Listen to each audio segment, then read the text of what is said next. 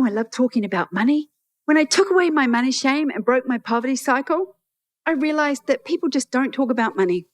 And I take all the shame away from money.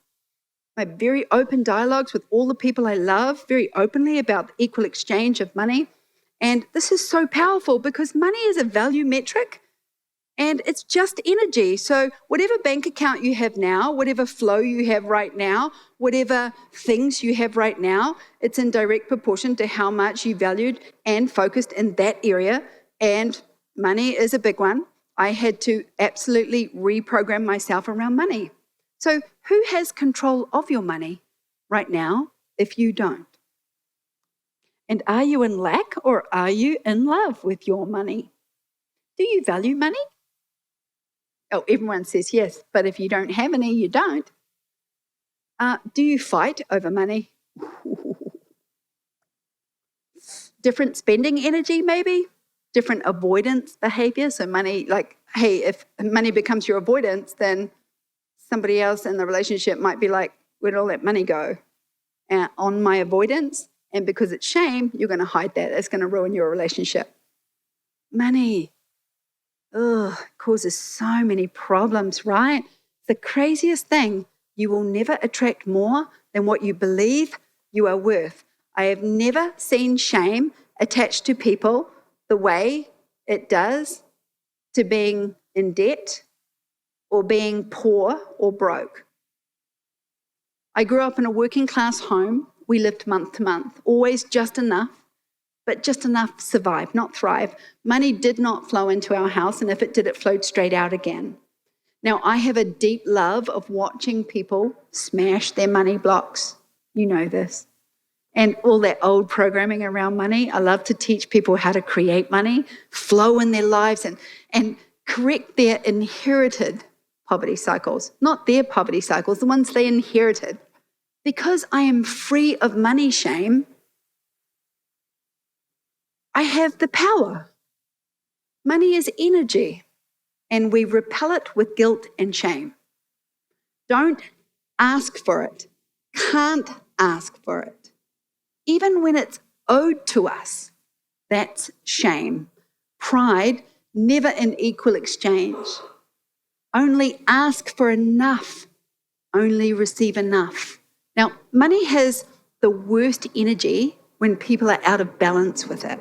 People abuse money and they use you for it, okay? They will take it when they don't know how to get it themselves. Money breeds jealousy and bitterness and resentment.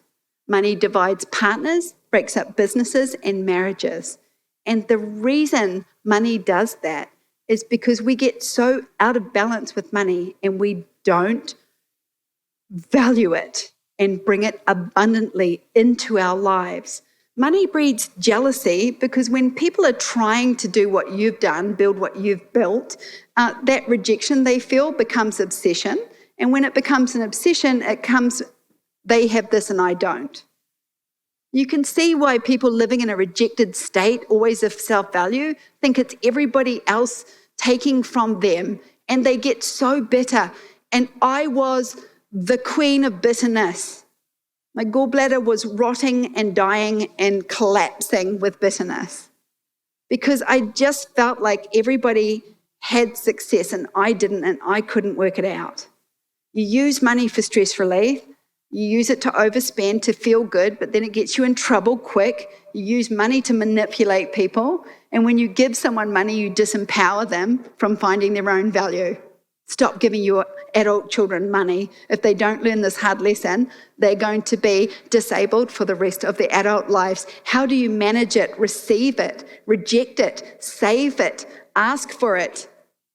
You got to go through all of the value filters here. Most people start to come to awareness of how stuck in old programming they are around money. Just listen to your judgment, your speaking voice. When you judge somebody with oodles of cash, like, ooh, that's disgusting, or bad money juju, or you say things like, I wish, must be nice, too expensive, I can't afford it, I can't believe it, I can't believe I'm worth this, I can't imagine having this money, I can't imagine having that much money. It's not congruent. Your speech is saying it, seeing it, believing it. It's very obvious. You can't even fathom what it would be like to have money. How do you think you're going to get it? You've got to open up to what it feels like to have money, where you're completely free of your debt and your pain. You've got to open up to what that feels like. But then you have to speak it into existence. Don't speak it away. I was far too uneducated and ignorant at the time to understand the learning curve I needed for the first 2 years in business. I just assumed it was easy. If you had money, you built a business and everybody comes. Okay, so it's actually the other way around, right? You know, you start to create and the money starts to come. But I would say I just need somebody to give me $30,000 and I could start my business. But it wouldn't have worked. You will not do this. You will just do more of what you're already doing with money. So if you're currently blowing through it, you will blow through that 30,000 because you've not changed the way you think about it. You've not changed the way you speak about it. You've not changed the way you treat it or value it or manage it or spend it. And change that first and watch the money show up. Money needs direction. You just have to tell money where to go. Say, go to my savings account for now, and then I'll redirect you further. Then look at that bank account every day and hold that focus in a mind, an emotional state of joy and heart connectedness and focus, and watch it grow. It's unbelievable. All of a sudden, you'll be receiving more. I couldn't receive. I couldn't receive money, I couldn't receive love, and I couldn't receive help. How was I going to get where I wanted to go if I couldn't receive any of those things? I was not giving myself value in any of those areas.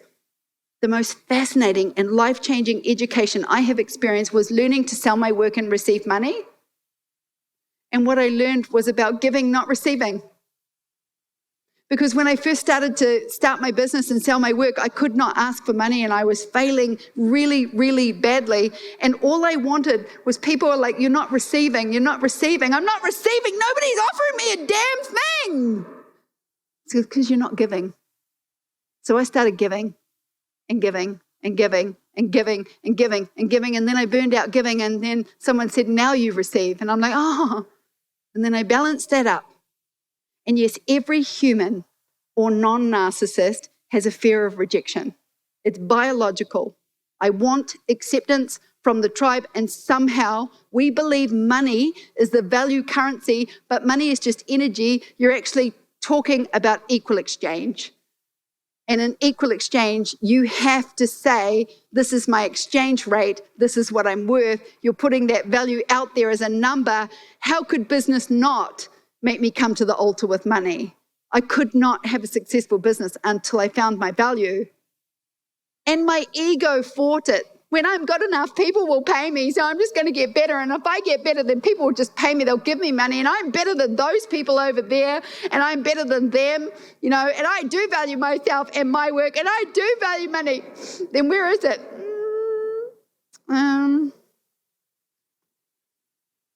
You can't seek meaning only in external form. You can't find validation in the external form because money is not meaning. Money has no meaning until you give it a scenario or experience where you get meaning. The money did not bring that to you. The more valuable I am, the more valuable my product is, the more valuable I am, not the other way around. People buying your craft is not validation that you're good enough. It means you provided a product, a service, and an experience, and they saw the value in that and paid for that product, service, and experience. They value it, so your income is in direct reflection to your value and intention. You cannot possibly attract more money, more wealth, more abundance if you do not value yourself enough to step up and receive it because you're not asking for it. As women, we wait to be chosen, socially conditioned to meet our provider. It's an ancient Christian ceremony and a property exchange. And I have never met more women disempowered around money until I stood up on this stage and started to teach business. But now we're equals, financially, career, education, property owners, CEOs, mums. Money needs direction. You got to be clear so it knows where to go. Money makes you more of what you already are. Money is an amplifier.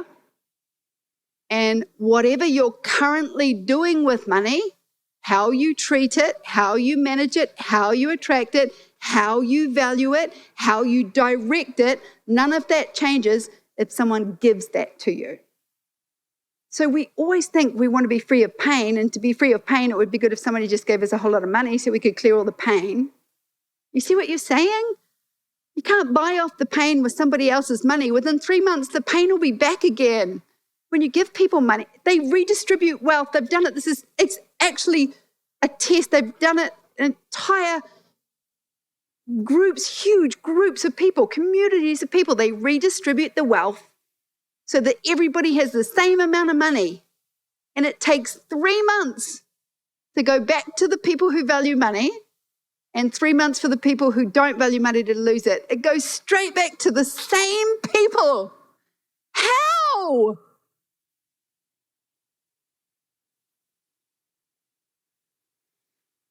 People who attract it keep hold of it. Okay? And those that are disempowered and are leaking money most certainly have lost it again. That is a fact. So I had blue-collar, hard-working parents that lived month to month their whole lives. I broke the poverty cycle in my family. But this is not, so when I say, that my poverty cycle or my money around energy was old programming around my mum and dad, it's really interesting. When I break it down, my dad was bad with money, but my mum was the reason we ended up buying a house in their late 40s. They bought a house, and it was because my mum saved that deposit. So she was good with money. She just didn't have enough to work with. My dad just liked to throw it around, and I'm his crave daughter, so I just like to burn it too. But my big brother was an anomaly. My big brother was just this kid that could save money. We would get money for a Christmas present, and he would keep it. So it was the weirdest thing. I would spend it. So we also both, my big brother and I, found our mastery and our value in our careers. And now my sister is now stepping into hers. She's, in her 50s, but she's finding her. I'm showing my sister the path to value right now, and she's walking it so fast. And it's incredible watching her do that. But nobody values money or thing or experiences the same, so we're all different. So when I think about my sister's money situation, my little brother, my big brother, and myself, we're all so uniquely different. Surely this is not something you learn in a family. You can make your own money rules. So my brother values saving. Okay, that is his highest value. He lives frugally, modestly. They have a nice home and a nice cars, just nice. He also has a nice fishing boat. And he is the definition of the millionaire next door. Saves 20%, redistributes, invests, lives modestly, always comfortable. That book is my brother. But I was not like that. I love to spend money. And as a kid, he would keep his Christmas money all year, and I'd spent mine by 9 a.m. on Boxing Day. So my father would say, my father didn't manage money well, and we would not have had a house. I can absolutely tell you we would not have bought a house had my mum not been able to frugally save for that deposit. But they thought my brother had a magical gift. My parents, this is at 10, 11 years old, my brother had a gift. He could save money. And my parents, they kind of idolized it. And it made me feel extra bad because I was the spender, right? So every time they idolized his saving, my inability to save meant that I was bad. So I was like, well, he's good with money and I'm bad with money. So I just grew up thinking I was bad with money, even though I never had it. When I did get it, it fell through my fingers. I could always attract it, but never hold on to it. So my dad would always say to me as a kid, oh, you want to go and spend your money, don't you? It's 9 a.m. and you want to go and spend it already. It's already spent, isn't it? It's burning a hole in your pocket. And I would just sit there thinking, oh, yeah, I do. But Dad was shaming me. And when you throw shame, it's yours. So he's shaming me for having the same pattern that he had. And the reason I had the pattern he had is because he's my crave parent and I'm emulating it. So it wasn't mine. And I had to work that out. So here's my brother with this magical gift to save. Everyone's shaming me around my inability to save money. Turns out I'm a really good saver. I just valued things. And my brother doesn't value things. My brother values savings. So I wanted things. I wanted nice things. And I wanted them around me. And I wanted to have experiences and expensive dinners. And I wanted to stay in a nice hotel. And I wanted to go to a hair salon and buy a house. My parents weren't doing all of these things. They should have been. They deserved all of those things. But I could see that as a kid. When you're a bougie kid and your parents are hardworking, blue-collar, humble people, can you imagine? I learned when I got older that I made my parents feel bad. They told me this, oh, you just came out and was like, I want this and I want that. And it's like, great, Veruca Salt, but you were born into the wrong family. And I felt bad about wanting more. Like it wasn't my place to have more or ask for more because my family didn't. So who was I to say that? And then if they shamed me, then surely I'm no one to go out there and ask for more. But it was because I could give them more. And we did all of those bougie dinners. Before Dad died, we did trips overseas and they saw the Grand Canyon. And I wanted my parents to have these things and have these beautiful experiences and these fancy gifts. And I bought them a car and I'd showered them with everything they should have had when I was growing up. And they enjoyed every experience with me because that is my highest value and that is not what they value. What they valued was just spending quality time with me.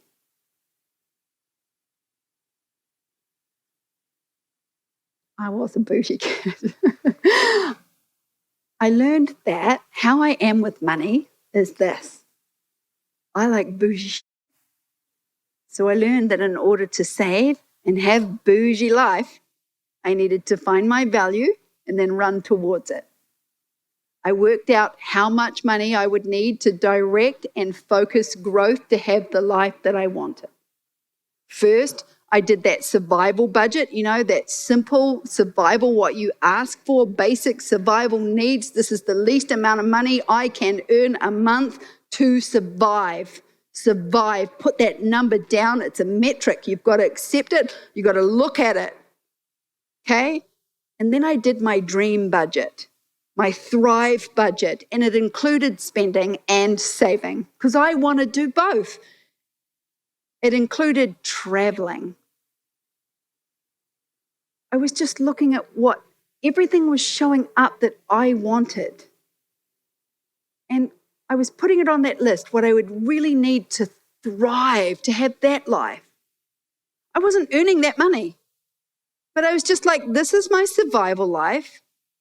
Just dream the Thrive life. Just dream it. Walk the multiverse. Don't ask how. Walk the multiverse. What does it look like if I went down this sliding door, this sliding door, this? What does it look like if I walked down this path, chose this? Walk that multiverse. Come on back. Keep finding the path that lights you up. And you'll just see that as you come up in value, the more you ask for, the more it's going to show up, no more and no less. And the best part about that is when you're asking for your Thrive budget, the Thrive budget shows up. Mine did, and it stayed. I wasn't asking for Thrive money. I was begging for survival money every month. And when you beg for survival money, you live in a focus of lack, you attract more lack. But the universe provides. So when you do that final beg and say, I just need to pay rent, the universe said she needs some rent. Send it down. And you get that rent. But you're like, shit, and some food. She needs some food. Send her a meal. And you get a meal.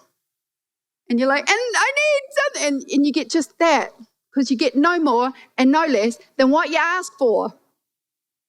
And, we sit there and beg in that bad focus, in that bad juju focus with no alignment, and we sit there and beg for what we want. And what we want shows up every single time, but it's never enough. Money gives you more options. I want to get old with more options. I held my grandmother in my arms when she passed.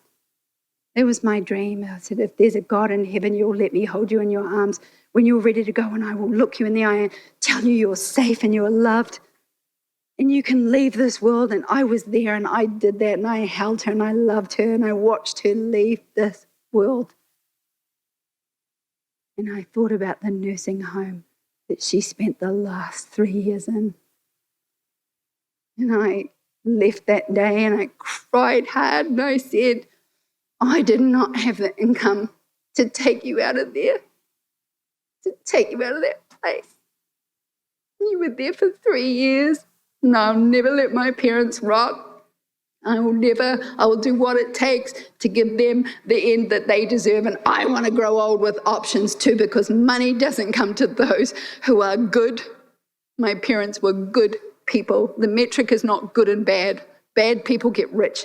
Bad people make money all the time. The metric is worthy or unworthy.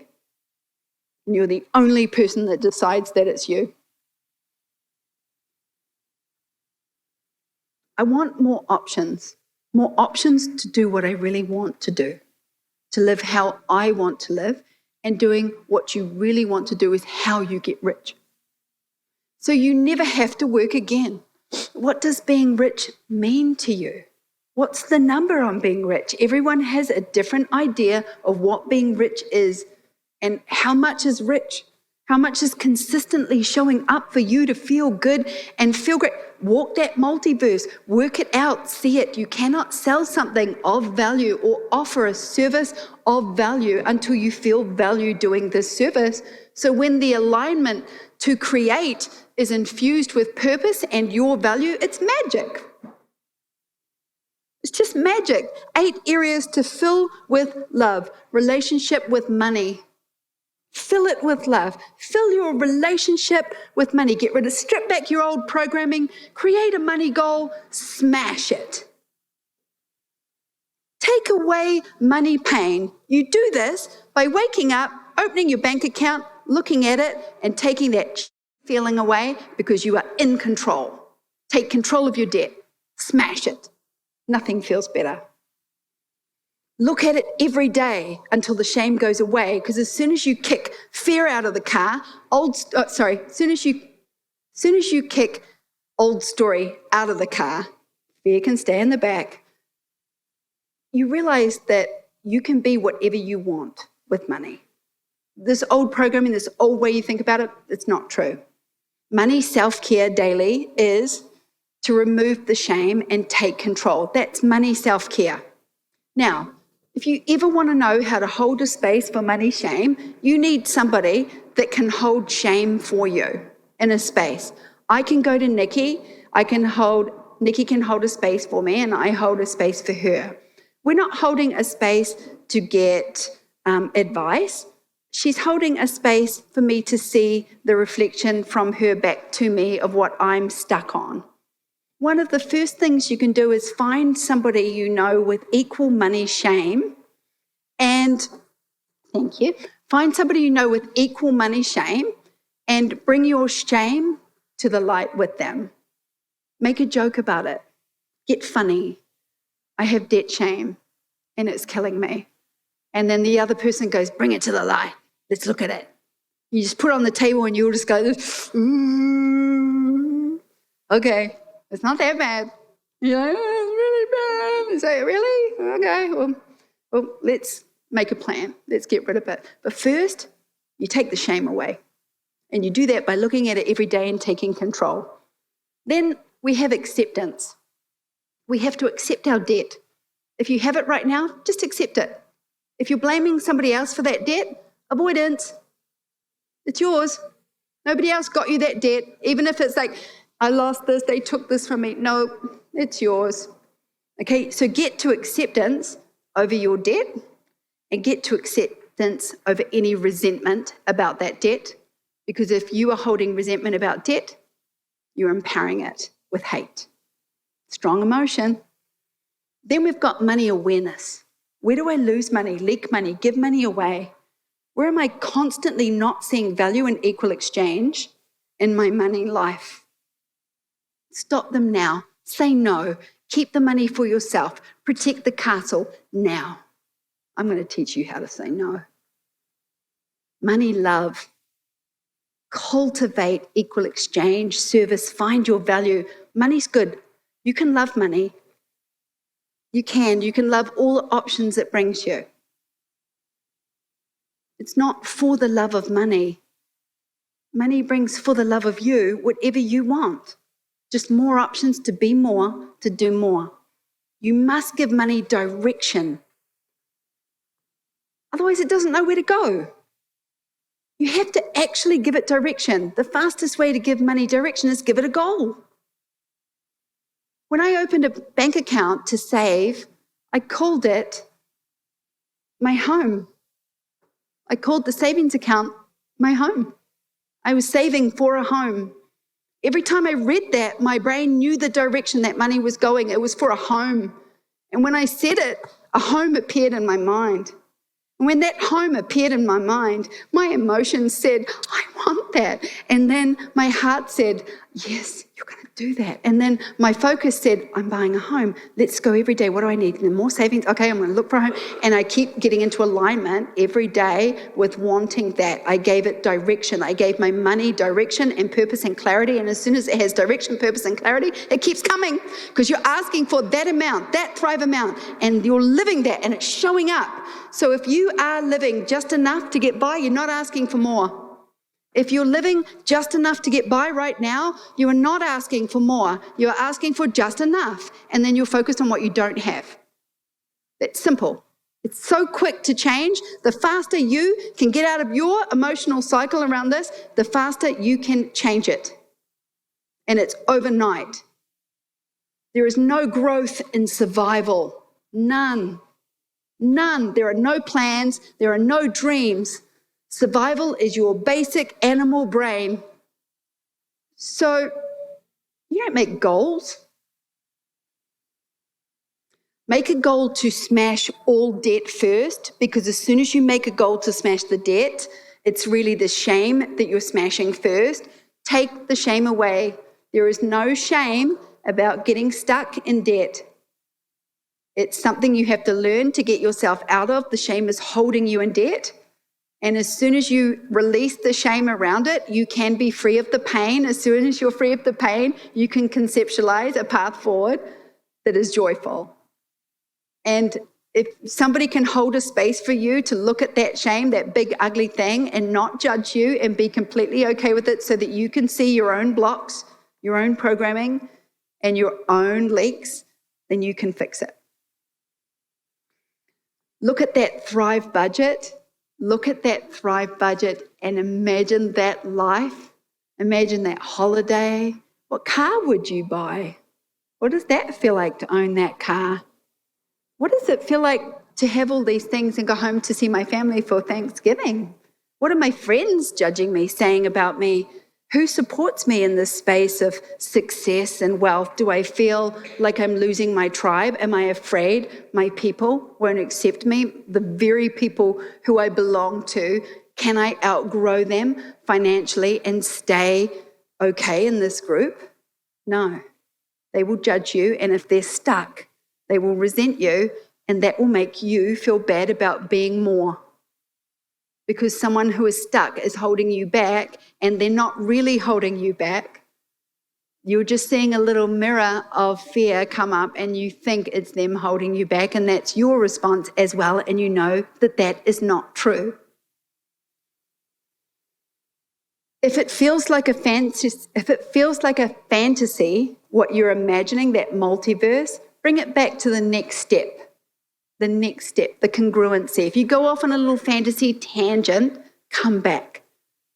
Because I want you, as you start to build these thoughts, and they're just thoughts. Remember, we're in our mind thinking about what we want. We're just thinking about what we want and walking the multiverse to see, well, if I did become this, what would that look like?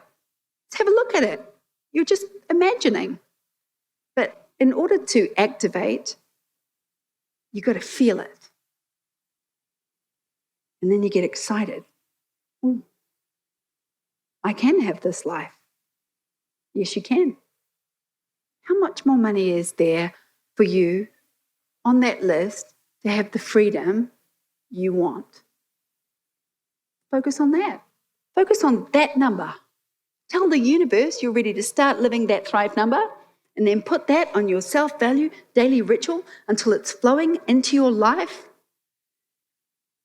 Give all of your money and money energy this direction of that goal. Give it all your energy to that goal. Bring it into your life. This money, this energy, give it direction with value and full faith that is available to you right now. And amen, it is done. Don't ask how. You're going to send it back. I have another 100 pages I could talk about with just money. But money for me is a lot like weight. Everyone gets stuck on the system and not the truth. It's not about money. It's about self-value. So on this next deep dive, this deep dive is going to go really deep because I know money brings up so much. In fact, all of the deep dives are going to bring up so much. And I can talk about money until the cows come home because I tell you, freeing my money pain and earning money, buying, becoming financially independent, making flow, investing, true wealth, not fake wealth, not looking successful, but truly feeling wealthy is the greatest transformation of your life. Daily practice, okay, plus your goals, thriving, actually requires me to ask for more. So every day you're about to get up now from this day forth and you are about to ask the universe for more. Okay, and to receive more, you understand why you must have these goals and dreams for yourself. Because without the clarity and direction, it goes nowhere. This is not a goal list for anybody else. You can ask for deeper connections, right? From all of your relationships with intent. And you can ask for more quality time with people, you can ask for more love, connection, but you cannot manifest growth, change, or action for another human being. You cannot. You cannot. It's not possible. You cannot manifest growth or change or action for another human being. Even if you can bring someone into alignment, they have to hold that alignment. As soon as they leave you and go out of alignment, they'll go back to my thoughts and my emotions and never complete that wheel. This is yours. Your purpose, your growth, yours. Don't change another person. You can't. Every day I do my self-value ritual around money. Even now I do it because, I'll go 7 months, look at my savings account, and it has not moved. And I'll be like, I haven't saved any money. I haven't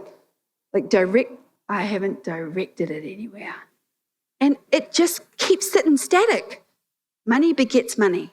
It makes more money because you invest, it makes more money, and then you buy things, it makes more money, it makes more money. Money brings money, but don't get stuck on the money, just like don't get stuck on the diet. It's not the problem. The problem is your value, your flow, and your ability to get into harmony with money and value it so you can start attracting massive amounts of it.